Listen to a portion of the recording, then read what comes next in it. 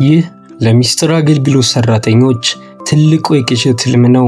ዛሬ የምነግራችሁ የዩናይትድ ስቴትስ ፕሬዝዳንት በጉዞ ላይ ያሉ ስለሚሰነዘርባቸው ድንገተኛ ጥቃት ነው። በዚህ የፍሳሽ ማስወገጃ ክዳን ስር በቁጥጥር ወቅት ያልተደረሰበትና በሩቅ መቆጣጠሪያ የሚፈነዳ ቦምብ ተደብቋል። በጥቂት ሰከንዶች ውስጥ የፕሬዝዳንቱ ሞተርኬድ በትክክል በዚህ ቦታ ላይ ያልፋል። ነገር ግን አደጋው በዚህ ብቻ አያበቃም። ጥቂት ብሎኮች ራቅ ብሎ ሌላ ስጋት አለ። በአንድ ጨለምለም ያለ ክፍል ውስጥ አንድ አድፍጦ ተኳሽ ፕሬዝዳንቱ የሚያልፉበትን አደባባይ በትኩረት እየተከታተለ ነው። ትንሽ ዝቅ ብሎ ደግሞ ጥቁር መስታወት ያለው አንድ ቫን መኪና ቆሟል። በውስጡም አንድ ሰው የሮኬት ማስወንጨፊያውን ወደ ሞተርኬዱ ለመተኮስ በመዘጋጀት ላይ ነው። እነዚህ ሶስት ሁኔታዎች በልብ ወለድ ደረጃ የታሰቡ ቢሆኑም ፕሬዝዳንቱ በጉዞ ላይ ያሉ ደህንነታቸው የተጠበቀ እንዲሆን የሚስጥር አገልግሎቱ የሚያደርገውን ብርቱ ጥረት በሚገባ ያሳየናል። ፕሬዝዳንቱ ቦምቡ ካለበት ቦታ ለመድረስ ገና 2 ደቂቃ ይቀራቸዋል። ነገር ግን የሞተርኬዱ የመጀመሪያ መኪኖች አሁን ቦምቡ ባለበት እያለፉ ነው።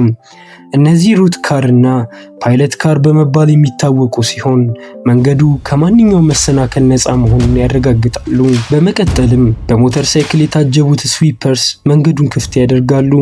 እነዚህ መኪኖች ቦምቡን ማየት አልቻሉም። ፕሬዝዳንቱን የያዘው ዋናው የሞተርኬድ ክፍል እየተቃረበ ነው። የፕሬዝዳንቱ ሊሙዚን ወደ ቦምቡ ሲቃረብ አጥቂው የሩቅ መቆጣጠሪያውን ይጫናል።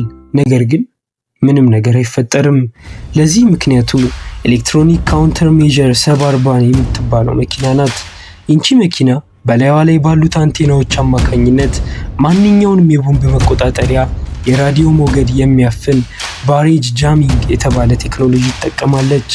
በዚህ ምክንያት ቦምቡ ሳይፈነዳ ሞተርኬዱ ጉዞውን ይቀጥላል። አሁን ሞተርኬድ ወደ ሁለተኛው ስጋት ወደ አድፍጦ ተኳሹ እያመራ ነው። ከጃመር መኪናው በስተጀርባ ዘቢስት በሚል ቅጽል ስም የምትታወቀው የፕሬዝዳንቱ መኪና ትገኛለች። ነገር ግን አጥቂው ፕሬዝዳንቱ የትኛው መኪና ውስጥ እንዳሉ እርግጠኛ ሊሆን አይችልም። ምክንያቱም 2 ተመሳሳይ ሊሙዚኖች አብሮ ይጓዛሉ። ከኋላቸው ሃፍባክ የተባለችውና የፕሬዝዳንቱን የግል ጥበቃዎች የያዘች መኪና እንዲሁም ካውንተር አሳልት ቲም የተባለው ልዩ የታጠቁ ወታደሮች መኪና ይከተላሉ። እነዚህ ወታደሮች ጥቃት በሚሰነዘርበት ጊዜ አጥቂውን ለመመከትና ለመደምሰስ ዝግጁ ናቸው። ተኳሹ በሁለቱ ተመሳሳይ መኪኖች ቢደናገርም በመስኮቱ በኩል ፕሬዝዳንቱን ያየ መስሎት ተኩሱን ይጀምራል። እንዲህ አይነቱ ጥቃት እንደ ኢሮፓውያን ዘመን አቆጣጠር በ1963 የተገደሉትን ፕሬዝዳንት ጆን ኤፍ ኬኔዲን ያስታውሰናል። በወቅቱ የነበረችው ሊሙዚን ለደህንነት ሳይሆን ለቅንጦትና ፕሬዝዳንቱን ለህዝብ በደንብ እንዲታዩ ተደርጋ የተሰራች ነበረች። ያ ግን ለጥቃት ተጋላጭ አደረጋቸው። ከዚያን ጊዜ ጀምሮ የፕሬዝዳንቱ መኪና ሙሉ በሙሉ ተቀይሯል። የዛሬዋ ቢስት ከጥይት የማይበገር መስታወት፣ ከ8 ኢንች ወፍራም ብረትና ከቲታኒየም የተሰራች ተንቀሳቃሽ ታንክ ናት ማለት እንችላለን። ጎማዋ ቢመታ እንኳ መጓዝ ትችላለች። በሩም ባልተፈቀደለት ሰው እንዳይከፈት የኤሌክትሪክ ንዝረት የመስጠት አቅም አለው። መኪና ውስጥ የፕሬዝዳንቱ የደም አይነት ጭምር በክምችት ይገኛል። የተኳሹ ጥይት ይህንን መኪና የመብሳት ምንም አይነት እድል የለውም። ትልቁ ፈተና ግን ገና ነው። የሮኬት ማስወንጨፊያ የያዘው ሰው ሊሙዚኑን ለማጥቃት ተዘጋጅቷል። በዚህ መሃል የሞተርኬዱ ሌሎች ክፍሎች ይታያሉ። የጋዜጠኞች መኪና፣ የኮሙኒኬሽን ማዕከል የሆነው አይዲ ካር እና የኒውክሌር ወይም የኬሚካል ጥቃቶችን ለመመከት የተዘጋጀው ሃዝማት ዩኒት ይገኛሉ። ሮድ ራነር የምትባለው መኪና ደግሞ ፕሬዝዳንቱ ከፔንታጎን ጋር ሁልጊዜ ጥብቅ ግንኙነት እንዲኖራቸው ታደርጋለች።